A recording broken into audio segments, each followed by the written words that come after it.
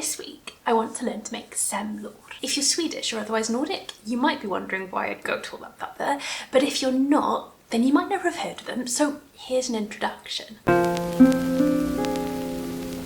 Semlor is the plural of semla. They're wheat buns leavened with yeast that you fill with almond paste and sweetened whipped cream. They're traditionally made for Lent and particularly for like Shrove Tuesday / Pancake Day, but kind of like hot cross buns, nowadays you can get them all the way from the start of the new year right the way through Easter, so they are everywhere at the moment. You can get them in like nice bakeries, but all sorts of other shops too, supermarkets, corner shops, they're really easy to find. The main wheat bun is usually spiced with cardamom, it's yeasted and it should be really light and puffy and big.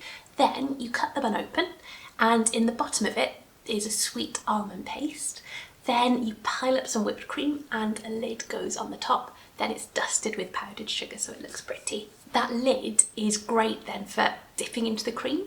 So you scoop it up and eat the lid with some of the cream, which makes it a little bit shorter again, so you've actually got a chance to fit it in your mouth because they can get quite tall. It's good fun. When we got some from the bakery last weekend, we had to carry them on our walk home in a paper bag, so they got a little bit shaken up, and that's why these ones aren't the prettiest, but they're normally a really like stylish, well presented bun. I don't often make yeasted things in my baking, so I need to do some research here and I need to take some care. There's a lot that's the same between all the recipes. They seem to use fresh yeast, the dough seems to be enriched with milk and butter and eggs, and there's lots of almond.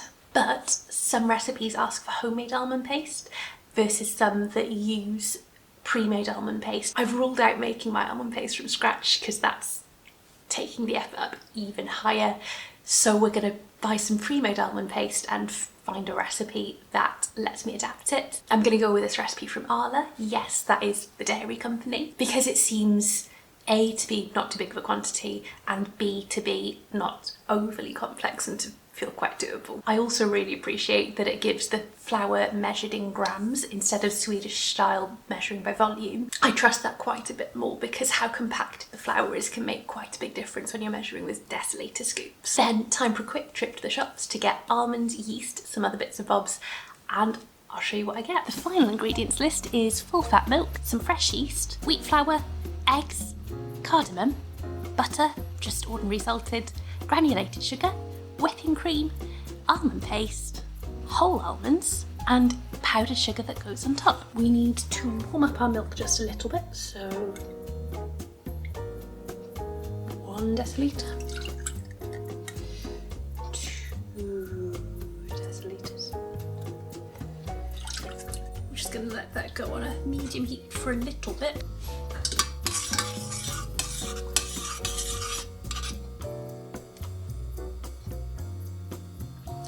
I think we're pretty much there. So now that my milk is warm and ready, we want 25 grams of yeast, so about half of this packet crumbled into my bowl. So let's see, can I judge this right? Let's go about there. Then we'll go, oh, it's like Play-Doh. Crumble.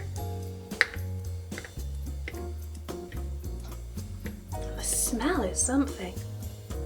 Oh, I was 2 grams off. That'll do it. Then we pour over the milk. Then we stir until the yeast dissolves.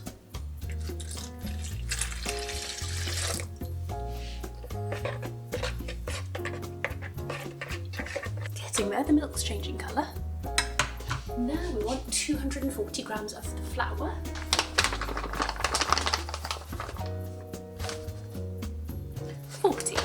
Bang on there. Now we mix and then we just leave it 15 minutes, I guess, while the yeast does its thing. Okay, that'll do for now. Then we're back in 15 minutes. So, chunk of time later and I can see some bubbly looking texture to this early stages of the dough. So now we're adding in the next round of flour and we are enriching it. And this is where we are going to get our hands dirty.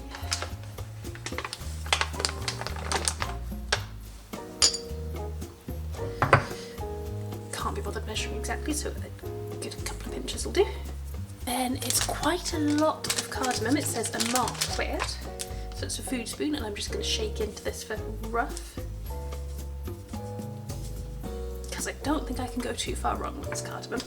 Let's go a bit more. Do as much as you think you need, and then a bit more again is my principle with spices.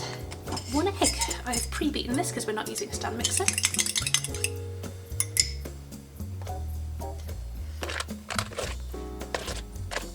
And now we've got our butter that needs to be worked in bit at a time.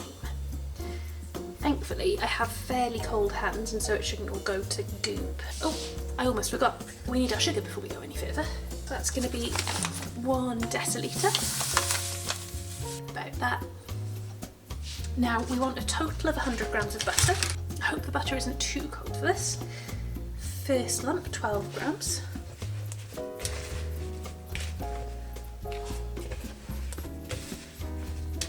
So we were at 12.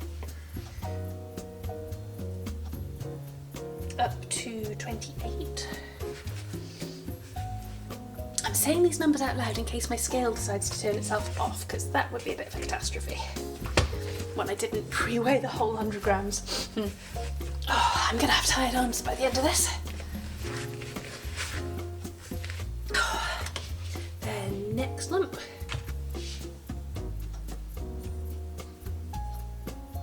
$54. Halfway.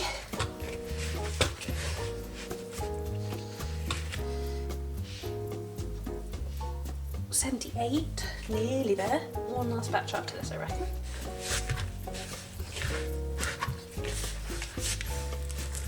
Okay, this is good and hydrated now. This is no longer feeling dry and lumpy. In fact, if anything, it's tending towards sticky.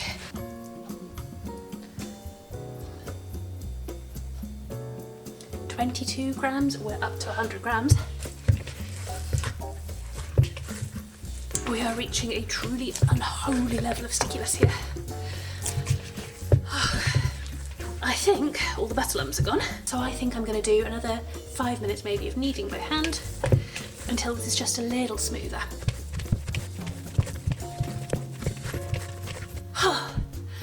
My shoulders are tired. My hands are not as oily now, so that tells me that that is all well incorporated. So I'll be back in half an hour to see, hopefully this has grown a bunch. Ooh, yes, that's much bigger. This is good fun. Now we make it into balls. We put it on a lined baking tray and we leave it to rest for another hour and a half, 2 hours. Okay, so I've got my baking paper down, and I think to try and get these nice and even, I'm going to weigh the total dough, then divide the weight so I can get all my balls really nice and even. So that is 855 grams. 71 grams for 1 semla.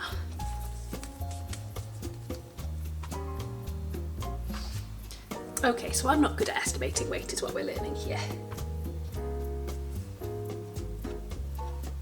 There we go. I'm going to weigh out the rest of them on camera and just plop them on here.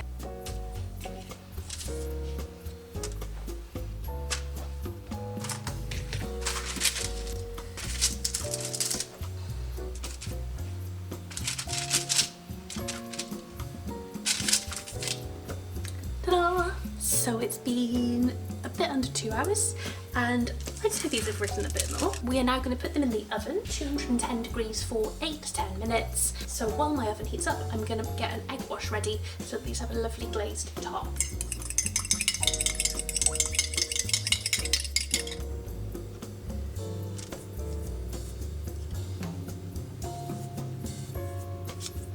I do wish I'd formed them a bit more nicely so we didn't have these crannies, but never mind.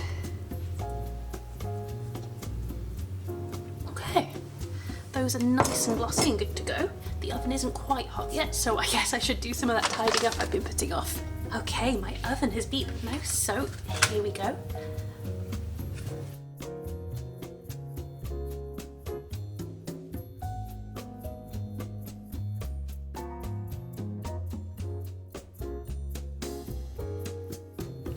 Now, some of these are quite pretty. Others of them are a bit too craggly from where I didn't smooth the dough out, but they are a really golden brown. Maybe I could have pulled them a little sooner. Main thing is, right now they need to cool, and once they've cooled, then I can cut them and fill them. While I wait for my buns to cool, I might as well get my almond filling sorted, and a lot of it is this mandalmassa almond paste, I think. Let's open this up and have a look, and maybe a sneaky taste. And a tiny little bit to taste. I'd say probably a little less sweet than marzipan. Really nice, buttery. The ingredients are 50% almond, sugar, water, glucose syrup, alcohol, a preservative. Now the recipe says to have this in there grated. I'm not sure how well it'll grate. First thing though is I know I need 75 grams, so I'm just going to weigh that out and then I'm going to think about how to proceed. We need to blend that with some milk and some crushed up or chopped up almonds. It's at about half a decilitre, about 50 millilitres worth of chopped almonds. So I'm just going to eyeball it. Then, don't think that knife's going to work. Nice big chopping knife. Let's get these in little bits. If I was eating my semlor, would I be happy to have that big of a chunk of almond? Maybe that is a bit much. I'm going to keep going.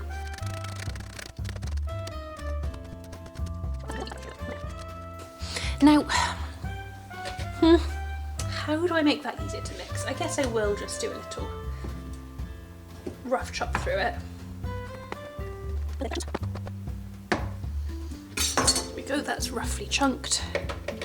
Mandalmassa, almond paste, semlor, almonds, finally that little bit of milk. I'm just going to weigh this because 50 millilitres of milk should weigh roughly 50 grams.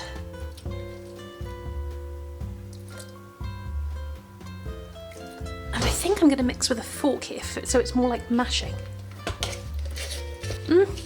So far this just doesn't really want to combine, so I am very glad I took that fork. That is pretty well mixed. Now let's taste and see if I actually like it. Okay, you know what I do? Just a little shake of cardamom, because I want that to be really right through the buns. A tiny drop of my rather nice vanilla extract.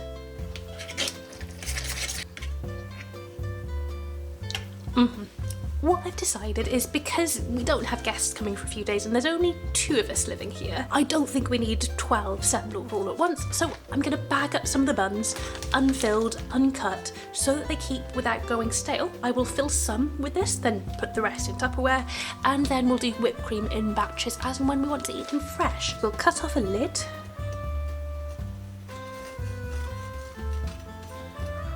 Oh, that is a nice looking crumb structure, and I immediately get a smell of cardamom. Then the recipe says to scoop out a little bit of the centre, mix it with the mandalmassa, but I think I'm going to try and divide the mandalmassa now. Set some of that aside, that'll go straight in the fridge. Then a little scoop from the centre. There we go. Now that seems like plenty of filling once I've added that. Then scoop that back into each bun. Those are well filled. We'll just take the bowl scrapings to top up. The recipe calls for 2 decilitres of whipping cream total, and I've got 2.5, so I've got plenty spare, and I think I'm just going to wing it instead of measuring accurately. So this, a dash of sugar, a dash of vanilla, and then we'll whip.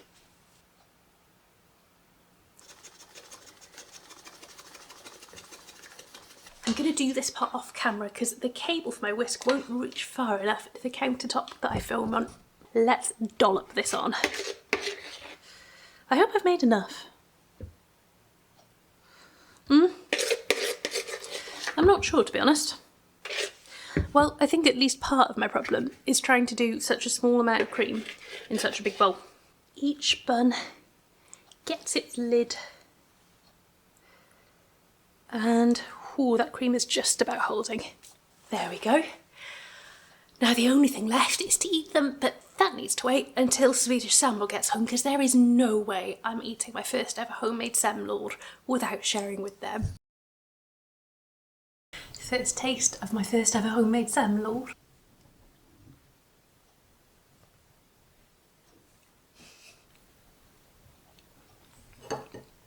Okay, nice amount of cardamom, nice amount of almond.